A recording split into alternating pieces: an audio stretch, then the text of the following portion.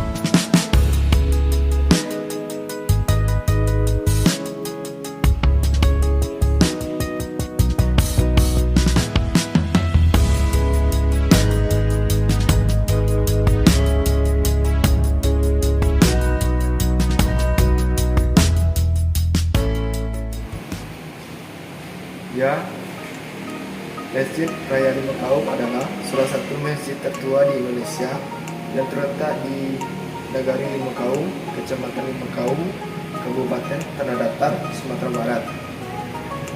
Masjid ini diperkirakan berdiri pada tahun 1710. Lokasinya berada di pusat Negari Lima Kaum, yakni di Balai Syariah, Jorong, Tiang Tumpuak, sekitar 20 meter dari jalan arah Batu Sangkar menuju Padang. Pada tahun 2010, masjid ini ditetapkan sebagai cagar budaya bersama beberapa masjid lain di Sumatera Barat, seperti Masjid Bingkudu di Negari Canduang Kotolawe, Negari Rau-Rau di Negari Rau-Rau, dan Masjid Raya Gantian di Kota Padang. Sejarah Masjid Lima Kaum tidak diketahui pasti tahun berapa sebetulnya masjid ini didirikan. Meskipun demikian, cikal bakal keberadaan masjid ini berawal dari sebuah masjid di Negari Lima Kaum yang didirikan pada pertengahan abad ke-17. Menyusul masuknya Islam ke daratan tinggi Minangkabau, masjid itu terletak di jorong balai batu dan masih berupa bangunan sederhana beralaskan batu tanpa dinding dan atap, atau dalam bahasa Minangkabau dijuluki dengan balai batu, badindiang angin, batu langit. Pada waktu yang tidak diketahui, dibangun masjid pengganti di lokasi lain, yaitu di Jorong Tigo Tumpuak yang keberadaannya tidak bertahan lama karena kapasitas tak memadai. Masjid ini juga mengalami perbaikan di beberapa perbaikan yang dilakukan secara swadaya, termasuk perbaikan dan pelebaran mihrab, pembatuan serambi, perbaikan dan pemasangan kaca pada jendela, penggantian bila-bila, papan yang telah rapuh, dan pembuatan loteng. Arsitektur Masjid Raya Lima Kaum didirikan jauh sebelum Belanda masuk ke Minangkabau, sehingga tidak ada pengaruh arsitektur Barat atau Belanda terhadap bangunan masjid ini. Arsitektur masjid ini umumnya dipengaruhi oleh corak Hindu-Buddha dengan Islam. Masjid ini berdiri di atas tahun berdenah segi 4 menggantikan penganut karena memeluk Islam. Atap masjid ini dibuat berundak-undak sebanyak 5 tingkat dengan permukaan atap yang tidak datar melainkan cekung. Cocok untuk daerah beriklim tropis seperti Minangkabau karena dapat lebih cepat mengalirkan air hujan ke bawah. Antara tingkatan teratas terdapat bangunan puncak berdenah segi 8 yang memiliki beberapa jendela kaca dengan atap berbentuk limas. Dari atas bangunan ini dapat melihat bangunan rumah-rumah penduduk di sekitaran masjid serta kota Batu Sangkar. Ruang utama di Masjid Lima Kaum yang berfungsi sebagai ruang sholat, terdapat tiang-tiang yang terbuat dari kayu dengan tiang utama berdiameter 75 cm dengan tinggi mencapai 55 meter. Seluruh kayu yang digunakan dikumpulkan secara bersama-sama oleh masyarakat setempat selama sekitar 1 tahun dari Bukit Sangkyang sampai Bukit Dadi Talago Bunuang. Tiang utama ditutup dengan triplek sehingga membentuk segi 8 yang di dalamnya terdapat tangga naik ke bagian puncak yang berbentuk spiral atau melingkar ke arah kiri.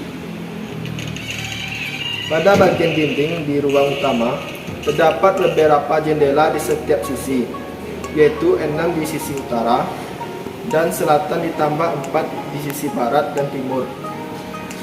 Dinding tersebut berupa papan, begitu pula dengan lantai, kecuali lantai pada bagian mihrab yang telah diganti dengan keramik.